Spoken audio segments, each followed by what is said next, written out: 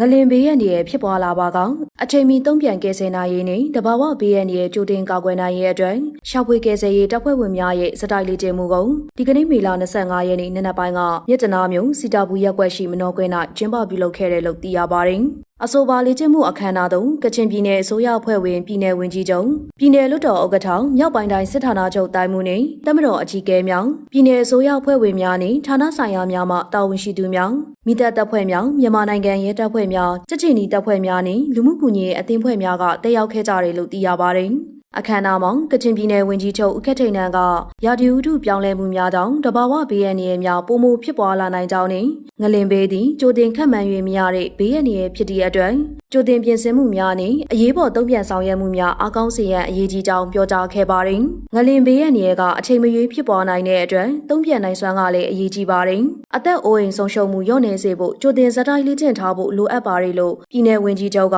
အမှာစကားမှာထည့်သွင်းပြောကြားခဲ့ပါတယ်။ဇက်တိုက်လေ့ကျင့်မှုမှာငလင်လှုပ်ခတ်ပြီးနောက်အဆောက်အုံပြိုကျမှုလူပိတ်နေမှုနဲ့ထိခိုက်ဒဏ်ရာရသူများအောင်ရှာဖွေကယ်ဆယ်ပို့ဆောင်ရေးအခြေအနေများကိုတရန်သူတရုတ်ပြခဲ့ကြပြီးရှာဖွေကယ်ဆယ်ရေးရင်များဆက်ရန်တရားများနဲ့အရေးပေါ်ကယ်ဆယ်ရေးသုံးဖြစ်စီများကိုအသုံးပြုခဲ့ကြကြောင်းသိရပါတယ်။ပြည်내မိသက်ဦးစီးဌာနမှတာဝန်ရှိသူတို့ကတကယ်အရေးပေါ်အခြေအနေဖြစ်လာရင်အဖွဲလိုက်ပူပေါင်းဆောင်ရွက်နိုင်မှုအခုလိုလေ့ကျင့်တာဖြစ်ပါတယ်။ပထမနာရီပိုင်းအတွင်းတုံ့ပြန်နိုင်မှုကအသက်ကင်နာရေးအတွက်အလွန်အရေးကြီးပါတယ်လို့ပြောကြားခဲ့ပါတယ်။ဒါအပြင်ပြည်내အတွင်းဘေးရန်တွေဖြစ်ပွားလာပါကမြောက်ပိုင်းတိုင်းစစ်ဌာနချုပ်မှတမတော်သားများနဲ့ရဲတပ်ဖွဲ့ဝင်များမိသက်တပ်ဖွဲ့ဝင်များဌာနဆိုင်ရာဝန်ထမ်းများစစ်ချီနီတပ်ဖွဲ့ဝင်များနဲ့ Brighter အသင်းဖွဲ့များပူးပေါင်းဖွဲ့စည်းထားတဲ့အရေးပေါ်ရှာဖွေကယ်ဆယ်ရေးအဖွဲ့များကရှာဖွေကယ်ဆယ်ရေးရင်များစက်လှေများနဲ့ကယ်ဆယ်ရေးပစ္စည်းကိရိယာများဖြင့်အသင်းစုဖွဲ့ဆောင်ရွက်ထားကြောင်းလည်းသိရပါတယ်။ရခိုင်နှစ်များအတွင်းကချင်ပြည်နယ်အတွင်းရေကြီးရေရှမ်းမှုများနဲ့တဘာဝဘေးရန်ရဲ့ဖြစ်စဉ်များဖြစ်ပွားခဲ့တဲ့အတွက်ရှာဖွေကယ်ဆယ်ရေးအဖွဲ့များအားအရေးပေါ်အခြေအနေတုံ့ပြန်နိုင်ရင်ကြိုတင်စုဖွဲ့လေ့ကျင့်မှုများဆက်လက်ပြုလုပ်နေကြောင်းလည်းသိရပါတယ်။